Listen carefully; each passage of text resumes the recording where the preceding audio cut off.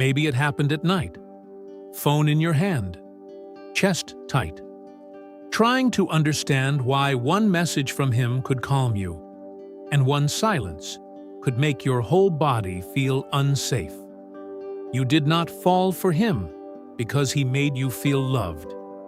You fell for the way your body reacted every time he came close after making you feel unsure.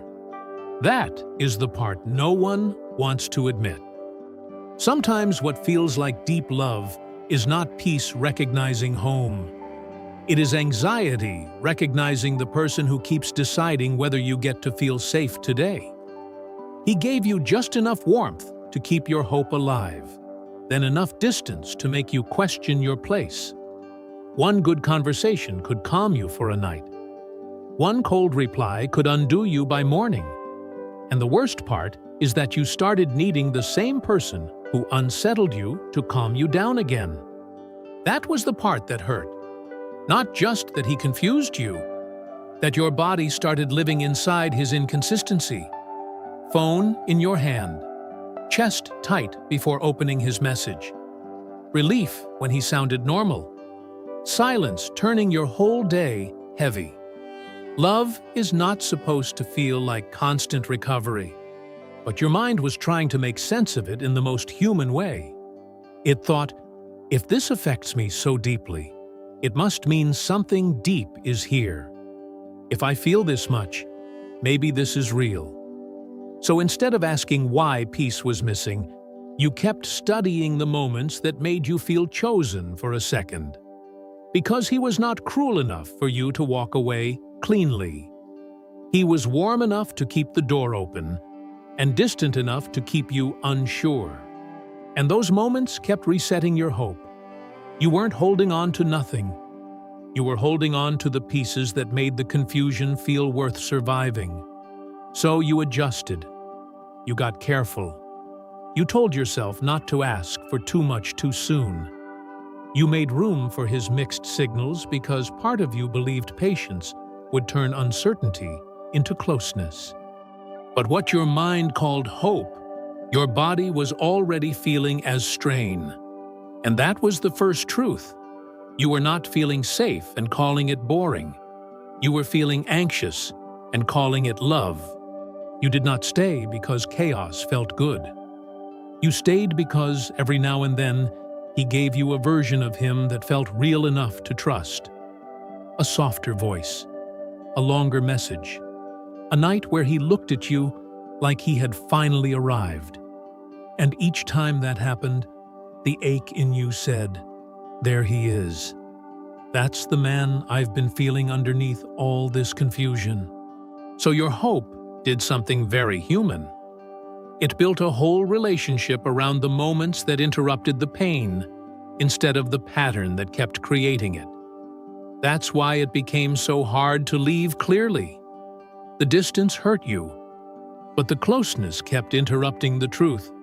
Just when you were starting to see the pattern, he would reach for you again in a way that made the whole thing feel meaningful. Not steady, not safe, meaningful. And when a woman is starving for steadiness, meaning can feel close enough to love. You replayed the good moments because they gave your pain a direction. They made it feel like you were not waiting for nothing. They made the inconsistency feel temporary. Your mind kept saying, maybe he's scared. Maybe this is slow for him. Maybe what I feel is real, and he just needs time to meet it. So you stayed tender with someone who kept changing shape in your hands. You remembered the way he looked at you when he was open. You held on to the conversation where he sounded certain. You let those moments speak louder than the confusion, because the alternative was devastating. If those moments were not the truth, then you had been carrying hope for someone who only visited, never arrived. That is why this was so hard to name. You were not attached to pain alone. You were attached to relief, to the brief return of warmth after distance, to the small proof that you had not imagined the connection. But that kind of hope has a cost. It teaches you to trust the exception more than the pattern. And little by little, you stop asking whether love is here. You start asking whether you can survive the spaces between the moments that almost feel like it. The cost was not only that he gave you mixed signals, the cost was that you started living as if your peace had to wait until he became clear. You checked your phone before your feet even touched the floor. You saw his name and felt relief before you even read the message.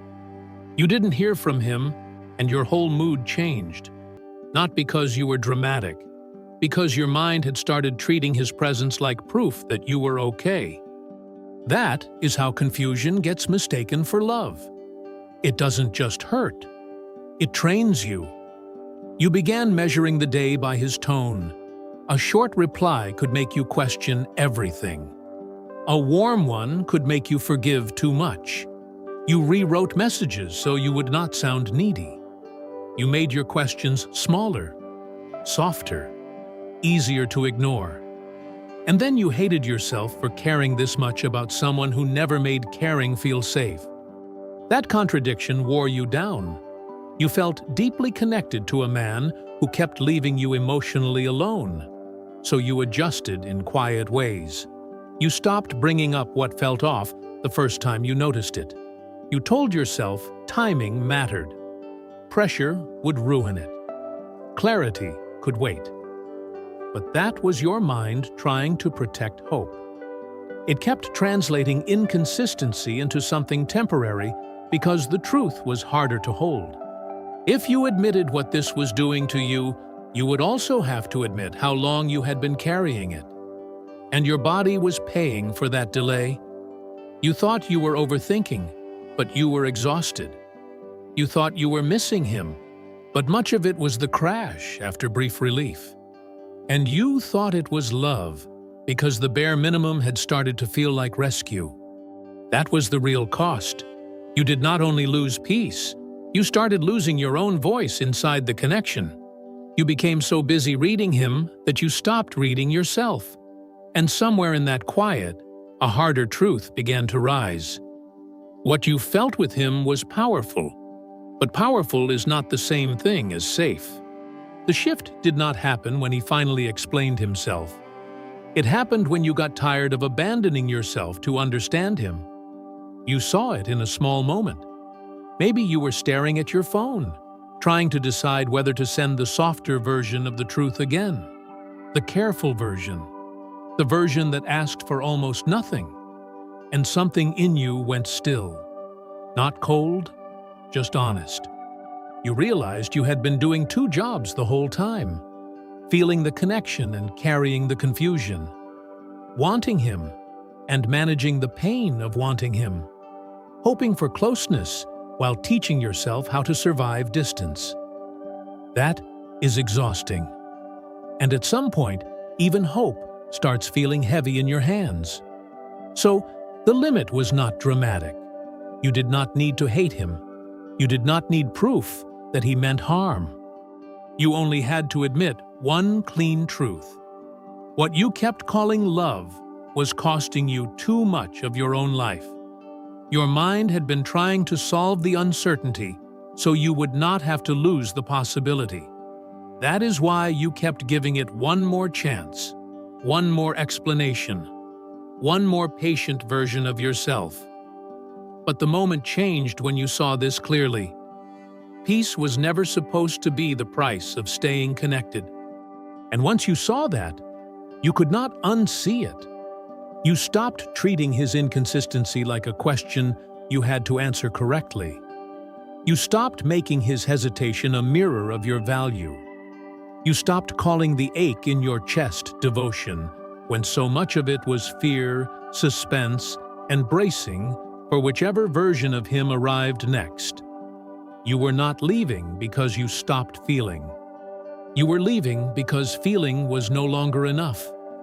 That was the quiet limit. You could care about him and still stop standing in a room that kept making you smaller. You could remember the good and still tell the truth about the cost. You could feel the pull and still stop obeying it. When you stopped calling anxiety love, you did not lose something sacred. You lost the habit of waiting in emotional weather that kept changing without warning. And for a while, that feels strange, because your body got used to the rise and drop, the hope, the confusion, the brief relief, the crash.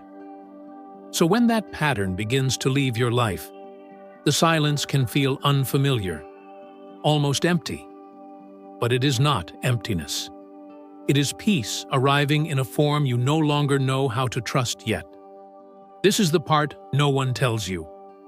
Calm can feel lonely right after chaos, not because chaos was better, because your heart had learned to call tension important. But little by little, your life starts coming back. You wake up and do not reach for your phone with that same tightness in your chest. You say what you feel without first shrinking it. You stop rehearsing conversations in your head. You stop treating every delay like a verdict on your value. Your mind gets quieter because it is no longer working overtime to turn mixed signals into meaning. And something softer returns with that quiet. Your breath, your steadiness, your own voice. The part of you that does not need to be chosen in fragments to feel real. You begin to understand that love was never supposed to keep you in a constant state of guessing. It was never supposed to make you grateful for moments of basic care. It was never supposed to ask you to betray your own peace just to keep the connection alive. So this is not the end of your softness.